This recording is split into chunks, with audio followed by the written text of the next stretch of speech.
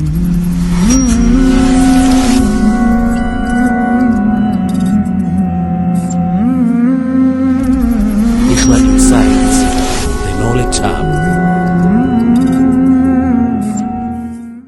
billahi minash shaitani rrajim. Bismillahir rahmanir rahim. Alhamdulillahi rabbil alamin. Wassalatu wassalamu ala ashrafil anbiya'i wal mursalin. Sayyidina wa habibina maulana Muhammadin wa ala alihi wa ashabihi wa man tabi'ahum bi ihsanin ila yawmiddin, amma ba'd. Ayyuhal ikhwatul mu'minun, assalamu alaikum wa rahmatullahi wa barakatuh.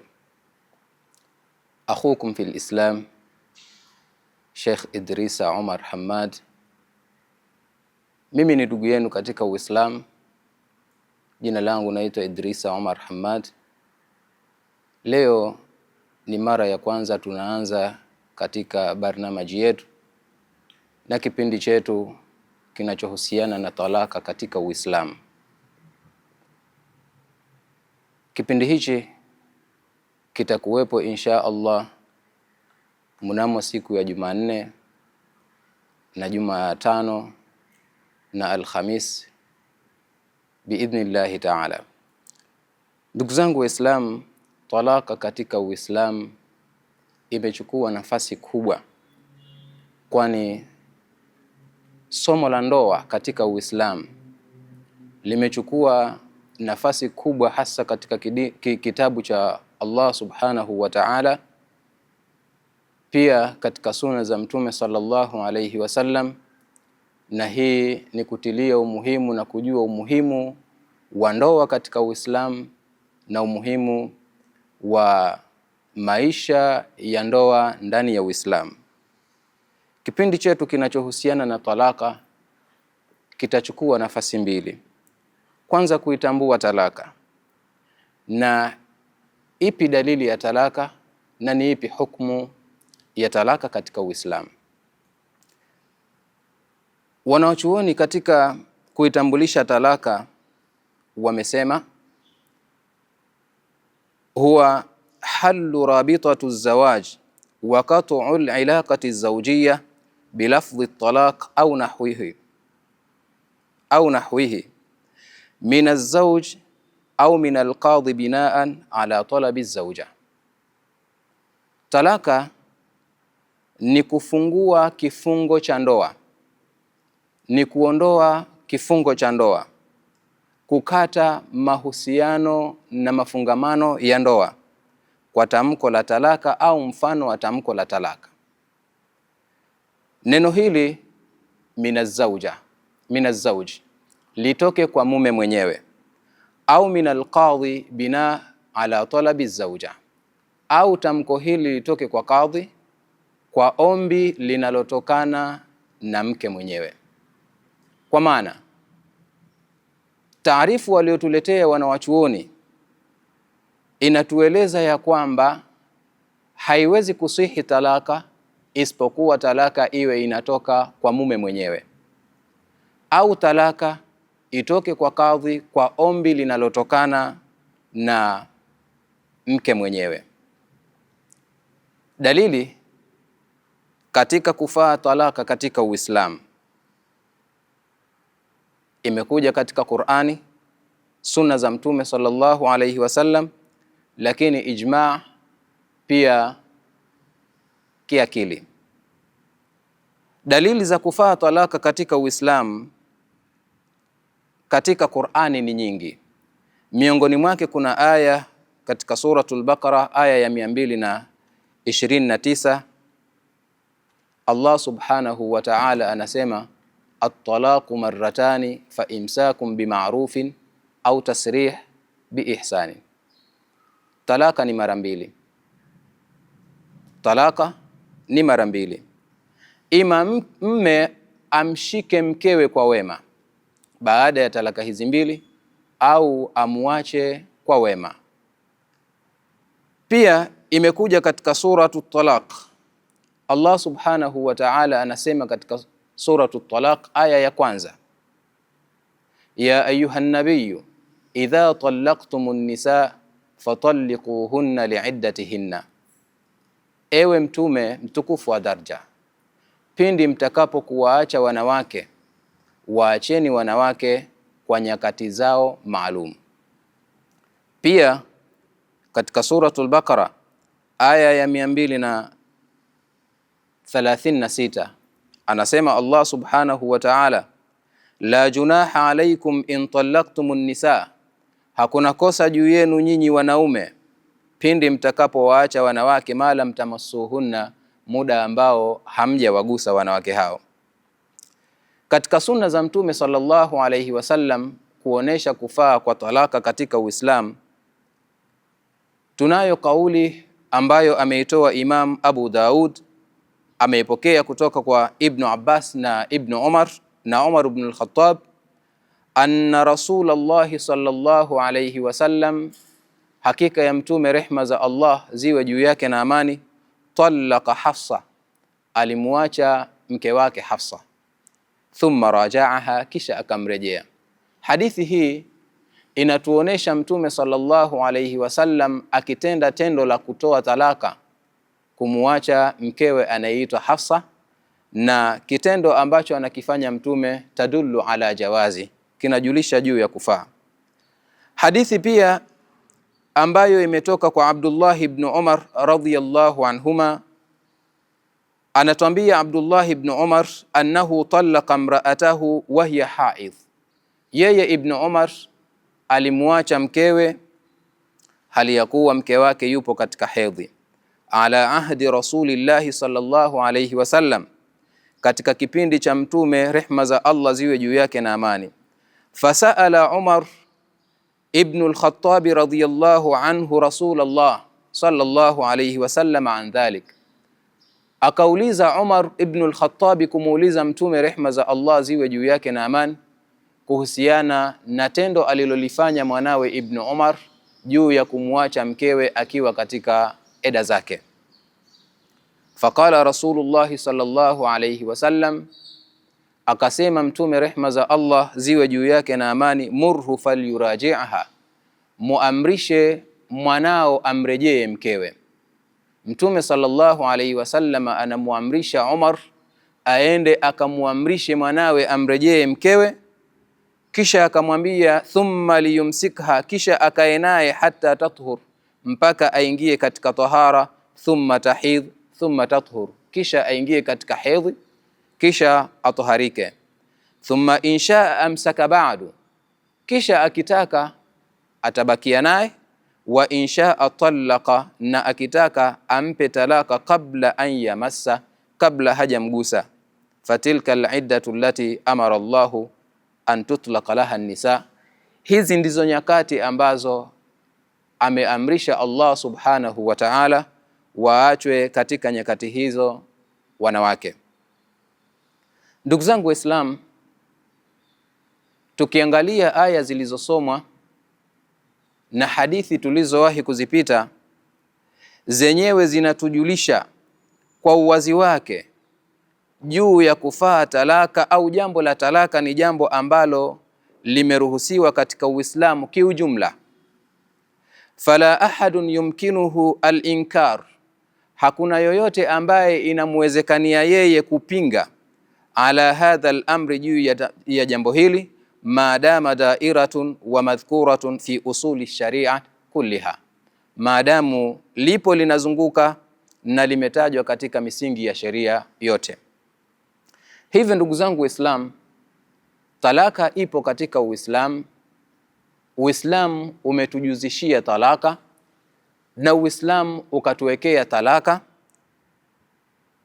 kwa mujibu wa kitabu cha Allah subhanahu wa ta'ala na sunna za mtume rehma za Allah ziwe juu yake na amani. Lakini pia wanawachuoni wamekubaliana tangia kipindi cha mtume sallallahu alayhi wasallam mpaka zama zetu hizi juu ya kufaa talaka katika Uislamu. Lakini pia al-aqlu, akili, talaka ipo na inajuzu kiakili. Hakika akili mwanamume huenda akakuta kwa mkewe tabia na desturi ambazo la yumkinuhu sabru alaiha, haimwezekani yeye kuvumilia juu ya tabia na mienendo ya mkewe, wala yastati'u an yuashiraha, wala hawezi mwanamume huyu kuishi pamoja na mkewe. Fa ajaza ash-shar'u wal aqlu al-firaq, sheria pamoja na akili ikatujuzishia kutengana baina ya mume na mke. Liannahuma in asha maa, kwa sababu wawili hawa wakiishi pamoja, walhalatu hadhi, na hali iko hivi, satuaddi ila istihalati alqiyami kullu wahidin minhuma ala wajibihi ittijaha ghairi, itapelekea juu ya umuhali wa kusimamia kila mmoja wajibu wake kwa upande wa mwenziwe. Kwa maana mwanamume atashindwa kusimamia majukumu yake kama mume, na mwanamke pia atashindwa kusimamia majukumu yake kama mke kwa mumewe. Tukajua miongoni mwa jambo la msingi na ni jambo la dharura kiakili kuhalalishwa talaka. Ndugu zangu Waislamu, pamoja na talaka kusihi na kujuzu na kufaa katika Uislamu, lakini Uislamu umeiweka talaka kiujumla katika nafasi ya ukaraha.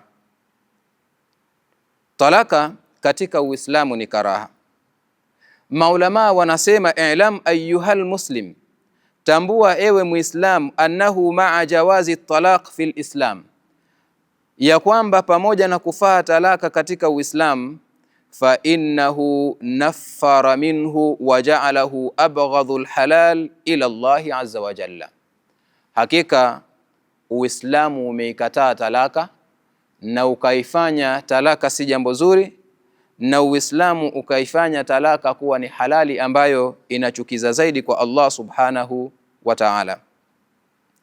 Tunayo hadithi ambayo ameipokea Ibn Umar radhiyallahu anhu kutoka kwa Mtume sallallahu alayhi wasallam. Maneno ameyapokea Abu Daud. Ibn Umar anasema, qala Rasulullah sallallahu alayhi wasallam, amesema Mtume, rehma za Allah ziwe juu yake na amani, abghadhul halali ila Allah ta'ala at-talaq, halali yenye kuchukiza zaidi mbele ya Allah subhanahu wa ta'ala ni talaka. Yani pamoja na uhalali wake talaka katika Uislamu, lakini mbele ya Allah subhanahu wa ta'ala talaka inachukiza mno. Lakini pia hadithi ambayo imepokea Abu Daud na Imam Al-Hakim na Baihaqi kutoka kwa Muharib, anasema qala Rasulullah sallallahu alayhi wasallam, amesema Mtume, rehma za Allah ziwe juu yake na amani, ma ahalla Allahu shay'an abghadha ilayhi min at-talaq, hajawahi kuhalalisha Allah subhanahu wa ta'ala kitu chenye kuchukiza zaidi kwake yeye kuliko talaka.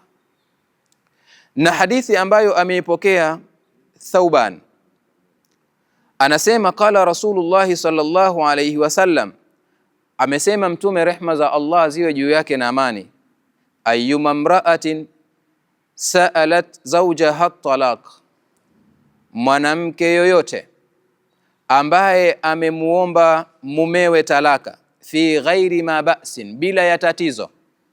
Ayyuma mra'atin, mwanamke yoyote, sa'alat zawjaha talaqa, ambaye amemuomba mumewe talaka, fi ghairi ma ba'sin, bila ya tatizo, fa haramun alaiha raihatul janna, ni haramu kwa mwanamke huyu kuipata harufu ya pepo.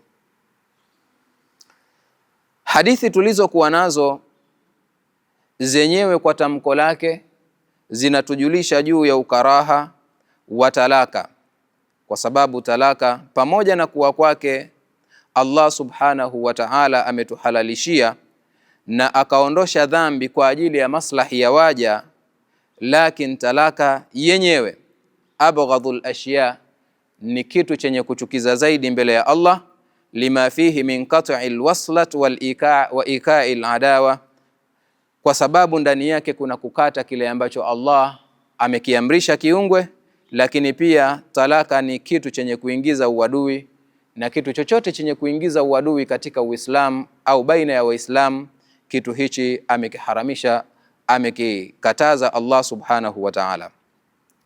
Na huenda ikapelekea hili ila ukui at-tarafaini, katika kuingia pande hizi mbili baina ya mke na mume, fil harami, katika haram. Huenda baada ya kutuka talaka baina ya mke na mume, mke akaingia katika matendo ya haram na mume pia akaingia katika matendo ya haram. Lidha fahuwa ahabbu al-ashya ila shaitan, kwa sababu hiyo ndiyo maana ikawa talaka ni kitu chenye kupendeza zaidi kwa shaitani. Fayambaghi lilinsan tarka al-ikthar minhu, yatakikana kwa mwanadamu, kwa mtu, aache kukithirisha talaka na atosheke kwa kadri ya haja ilivyo. Hivyo Uislamu, ayuha al-ikhwatu al-mu'minun, umeiweka talaka nafasi ya ukaraha, pamoja na kuwa ni halali, lakini ni karaha kwa sababu ndani yake kuna madhara, kunaingiza uadui baina ya Waislamu, lakini pia huwa ni sababu za kuingiza magomvi na kukata kile ambacho Allah subhanahu wa ta'ala amara an yusal, ameamrisha kitu hicho kiungwe. Hikma ya talaka. Ni ipi hikma ya talaka katika Uislamu? Kwa nini kiwe ni kitu ambacho kinachukiza kwa Allah subhanahu wa ta'ala, lakini Allah subhanahu wa ta'ala bado akakiruhusu kitu hichi? At-talaqu yati kaannahu ilajun limaradin la dawaa lahu. Talaka katika Uislamu inakuja ni kama ponyo ya maradhi ambayo hayana dawa. Kwa nini? Ni baada ya mwanadamu kuweza kutibu maradhi yake kwa nyanja mbalimbali na dawa mbalimbali bila naf'in, bila ya manfaa, fatarra ila qat'i udhwin minhu liibqa'i hayatihi salima. Mwanadamu huenda akapatwa na maradhi, akatibu maradhi yake kwa nyanja tofauti tofauti, kwa dawa tofauti tofauti bila ya manfaa, akalazimika mwanadamu huyu kukikata kiungo chake kwa ajili ya kubakisha uhai wake kuwa salama. Na vile vile talaka inakuja ni baada ya kushindwa kila njia, kila mbinu na kila nyanja ambazo zimetuamrisha Uislamu kupita katika kutengeneza maisha ya ndoa. Inakuja talaka kwa ajili ya kubakisha uhai wa wanandoa wawili kuwa salama. Wadhalika bi an bada az-zawj ittiba'a asalib, nayo huja talaka baada ya kuanza mume kufuata zile taratibu na njia ambazo zimewekwa wazi na sheria, fi ilaji mashakili zawjia, katika kutibu matatizo ya ndoa. Wayati talaka akhiran ittirara, na itakuja talaka hapa mwisho kabisa kwa kulazimika, baada ya ndoa kushindwa kuishi maisha ya ndoa wanandoa hawa wawili, baada ya wanandoa hawa wawili kufanya nyanja zao zote katika kutengeneza ndoa yao, lakini kushindikana. Dini ya Uislamu imeizingatia ndoa bi annahu sakina, ya kwamba ndoa ni utulivu wa mawadda na ni mapenzi. Hivyo fala budda min thubutihima, hakuna budi isipokuwa ithibiti mawili haya. Inapopatikana ndoa ni lazima kuthibiti ndani ya ndoa mapenzi pamoja na huruma. Fa idha fuqidata, ikikosekana mawili haya, kukakosekana ndani ya ndoa mapenzi, kukakosekana ndani ya ndoa huruma, faqad zala sababu baqaihi wa ghayatihi, hapo itakuwa imekosekana sababu ya kubakia ndoa na pia limekosekana lengo la ndoa.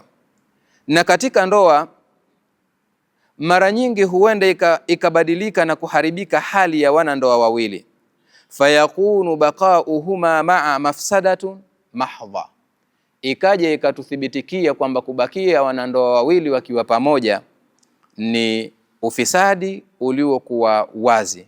Wayatadhararu zawj, na wakati huo atakuwa anadhurika mume, biilzamihi nafaqata wasukna, kwa kumlazimisha mume atoe matumizi pamoja na makazi ala zaujia kwa sababu ya ndoa hii iliyokuwa hai.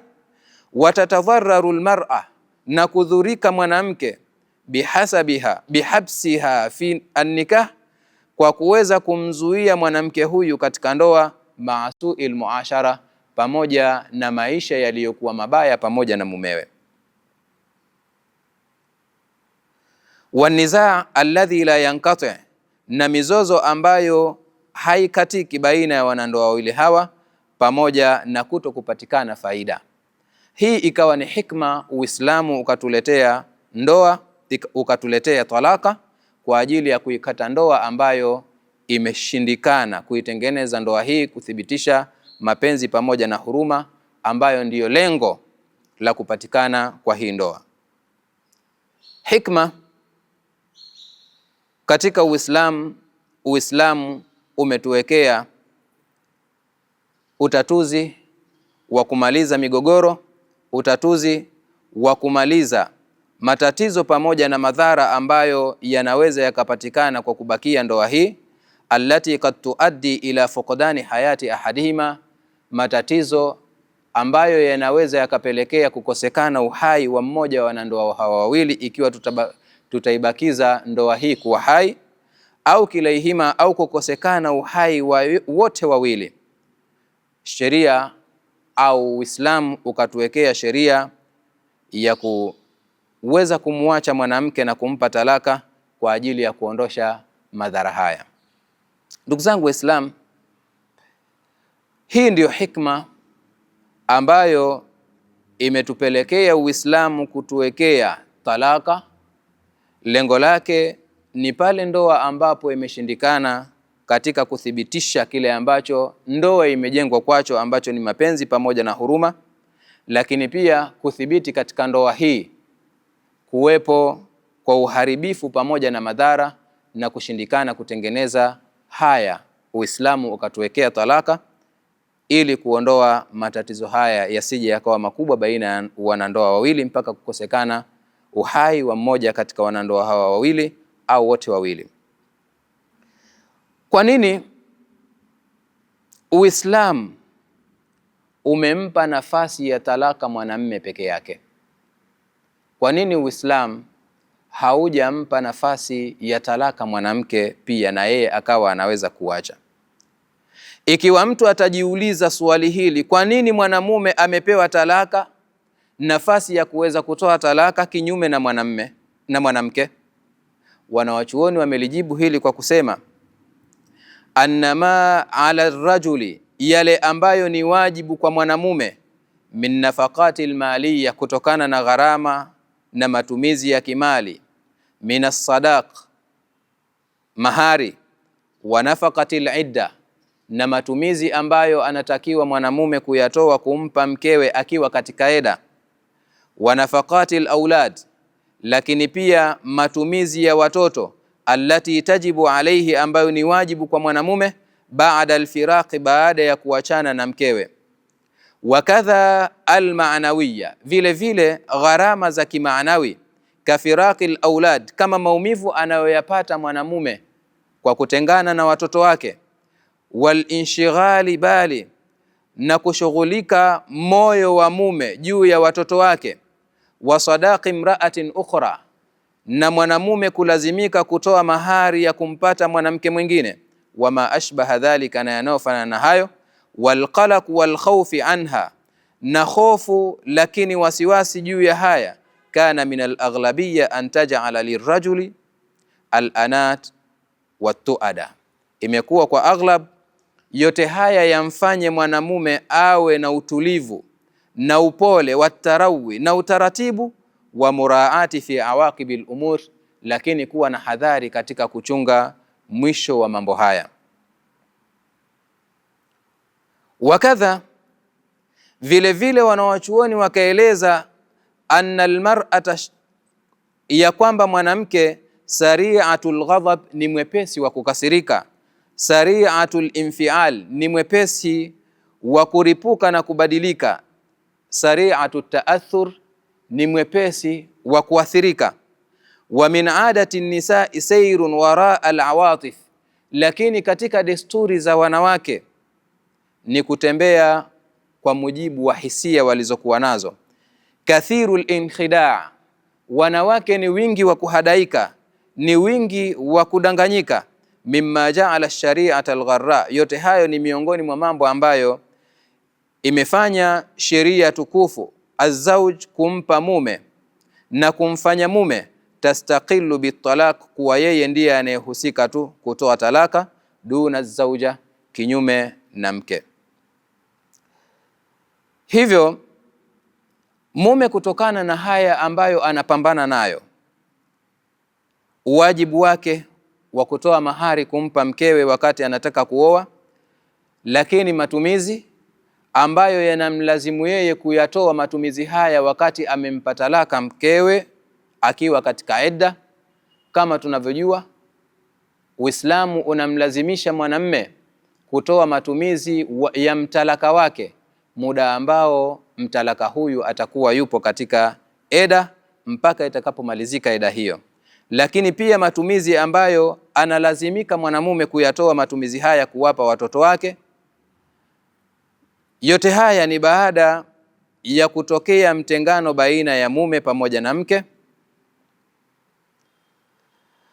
Lakini pia matumizi ya kimaanawi au maumivu ya kimaanawi, kama vile maumivu ambayo anayapata mwanamume kwa kutengana na watoto wake, moyo wake kuwa hauko fadhi, ukawa unashughulika kwa mujibu wa matumizi na gharama za watoto wake.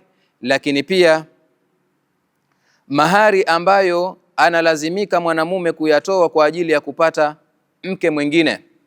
Haya yote yameifanya sheria hii kumpa mwanamume haki na nafasi ya kuweza kuwa yeye ndiye muhusika wa kuweza kutoa talaka, kinyume na mwanamke. Na kama tulivyoona, mwanamke ni mwepesi wa kuathirika na mambo ya kidunia, lakini pia mambo yanayopita katika jamii zetu, ikamnyima nafasi hii ya kuweza mwanamke kutoa talaka, na akawa mwanamume peke yake ndiye mmiliki wa talaka hii, pamoja na kumpa mwanamke nafasi ya kuweza kudai talaka pale ambapo ataona ndoa yake haina manufaa kwake, kwa kupitia katika vyombo vya sheria kama kadhi, mahakama ya kadhi na sehemu nyingine.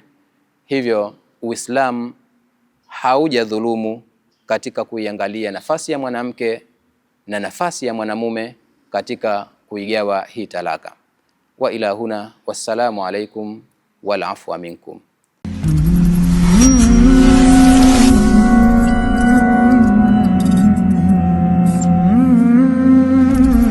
Ikhlas Science, the knowledge hub.